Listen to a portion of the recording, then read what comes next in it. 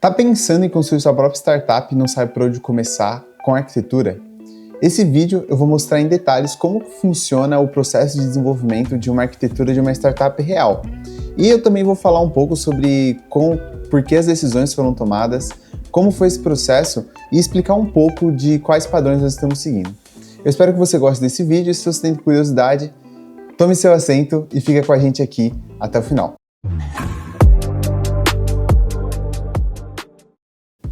Quando eu comecei a programar a Pitin e quando eu decidi que eu ia programar a Pitin, que é a minha startup, a primeira coisa que eu pensei e a primeira coisa que você tem que ter em mente é quais são os casos de uso do meu projeto. E o que são esses casos de uso? Os casos de uso é o nome que a gente dá às interações que um usuário vai realizar no seu projeto, seja um cadastro, seja um upload de arquivo e outras coisas. Isso é o que chamamos de casos de uso, porque os casos de uso eles vão definir como que vai ser a modelagem do seu domínio. E aí entra aqui um outro conceito, e esse conceito está muito relacionado à programação orientada a objetos. E o que é o domínio? O domínio é aquele conjunto de classes que a gente chama de classes de domínio. E as classes de domínio nada mais são do que a tradução das entidades do mundo real para o mundo do código. Então, esses dois conceitos são conceitos que eu vou utilizar muito e que eles são a base para você começar a fazer a arquitetura do seu sistema. E para que isso fique bem exemplificado, eu vou aqui para a tela para mostrar para vocês como isso funciona na prática. Então aqui a gente tem o que eu chamo de casos de uso, né? O que são os casos de uso? Salvar um vídeo, o vídeo tem que ser salvo no feed, o vídeo pode ser compartilhado, o vídeo pode ser usado por uma candidatura numa vaga. Então todas essas interações e essas ações, elas são traduzidas em casos de uso dessa forma conceitual e depois elas são transcritas para código. E aí, se vocês quiserem, eu posso fazer um vídeo só falando sobre a arquitetura hexagonal e como ela pode ser importante para ajudar nessa modelagem de domínio. A arquitetura hexagonal é uma das aplicações da arquitetura limpa.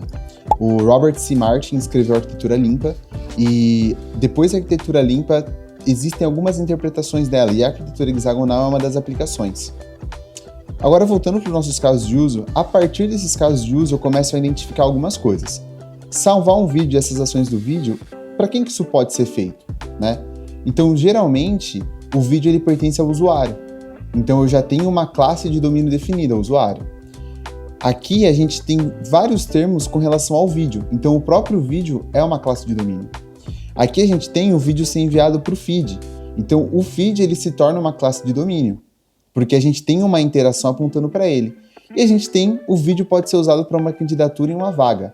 Então, a vaga também é uma entidade do nosso domínio, porque a gente tem 4 casos de uso que apontam para interações entre as classes do domínio que são diferentes, e essas classes se relacionam entre si. E como elas se relacionam e interagem entre si? Através dos nossos casos de uso. Vale lembrar que a forma mais inteligente de realizar esse processo de tradução de casos de uso e modelagem de domínio é utilizando o modelo interativo incremental e não tentando fazer tudo de uma vez. Por quê? Porque isso vai mudar ao longo do tempo. O seu projeto pode tomar um caminho diferente, as decisões elas podem ir para um outro caminho e tudo isso afeta o seu projeto. Então, utilizar o modelo interativo incremental é a melhor estratégia. Por quê?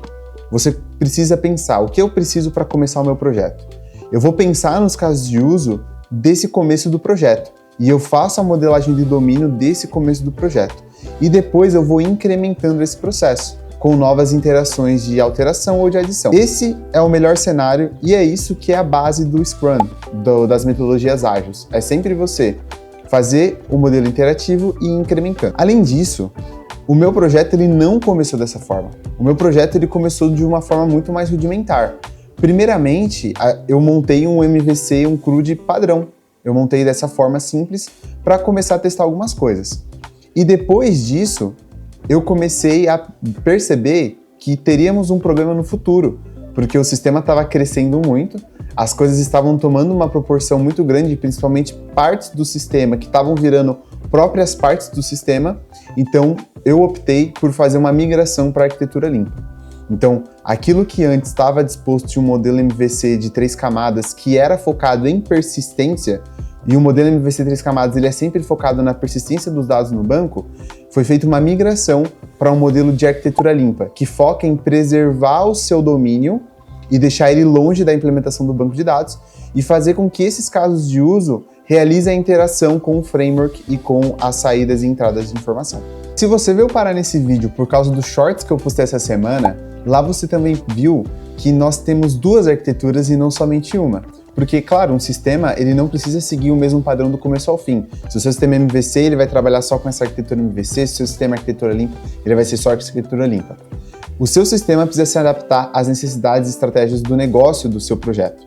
Então, dado o contexto da Pitin, que é uma plataforma de vídeos curtos, nós precisamos de uma arquitetura que consiga trabalhar com vídeos da maneira mais ágil e mais barata possível.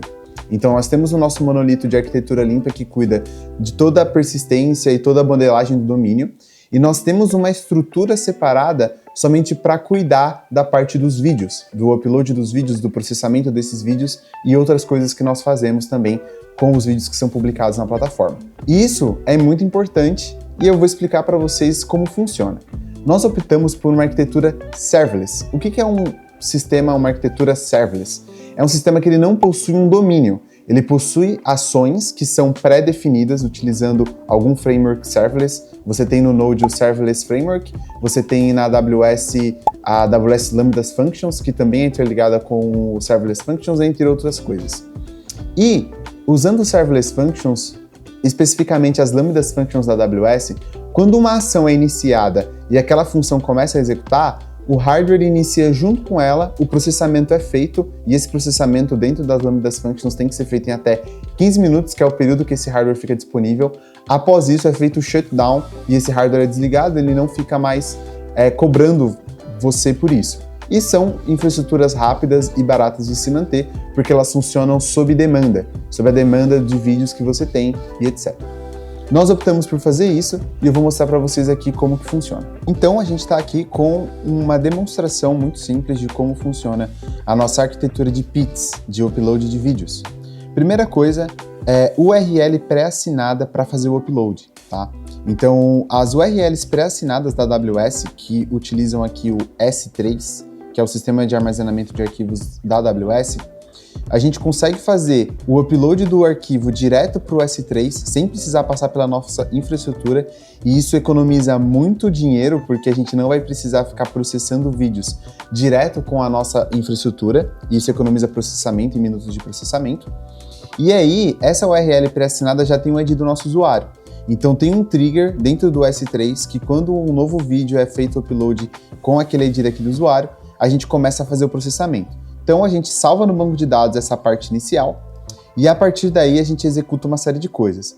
Verificação de conteúdo impróprio, geração de legendas, geração de várias resoluções, porque quando você trabalha com streaming de vídeo, você precisa ter diversas resoluções para que você possa fornecer para o usuário aquela banda necessária para aquele momento. Às vezes ele está numa conexão ruim, ele não vai deixar de ver o vídeo, ele vai ver o vídeo numa melhor qualidade. Está numa conexão boa, a gente fornece a melhor versão do vídeo. E por aí vai, até para economizar dados do usuário e economizar tráfego também do servidor. A gente roda todo esse processo e sempre que um processo acaba, ele já triga o próximo processo e por aí vai. E sempre atualizando o status do banco de dados. Então ele vai sempre atualizando os status do banco de dados e quando todas as lambdas finalizam, o processo de upload é 100% concluído e a gente notifica os nossos usuários. Então, essa é a melhor forma que a gente encontrou, porque trabalha de uma forma síncrona, o usuário faz o upload do vídeo, ele já fica livre para poder continuar navegando no app, e quando o vídeo dele está 100% concluído, a gente já compartilha isso com ele e já também adiciona no feed dos outros usuários.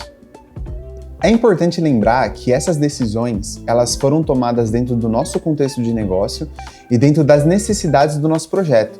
E as principais necessidades da maioria dos projetos, e eu acredito que seja a principal necessidade da Pitin, é que a gente precisa de muita agilidade com o menor custo possível. A gente precisa fornecer uma experiência de alto nível de usuários, porque os nossos concorrentes eles estão oferecendo experiência de alto nível com muito dinheiro e a gente não tem tanto dinheiro assim.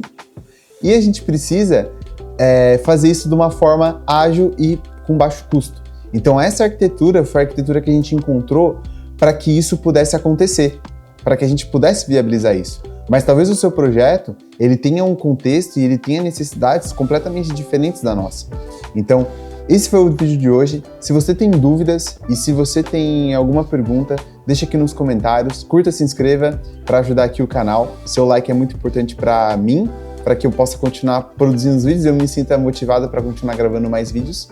E eu também estou preparando um vídeo sobre arquitetura hexagonal, então se vocês quiserem esse vídeo, também deixa aí nos comentários o que vocês querem saber sobre esse modelo arquitetural que hoje está muito famoso, muito utilizado, mas tem um motivo porque ele é sim tão utilizado e eu queria trazer isso para vocês. Meu muito obrigado, tchau, tchau.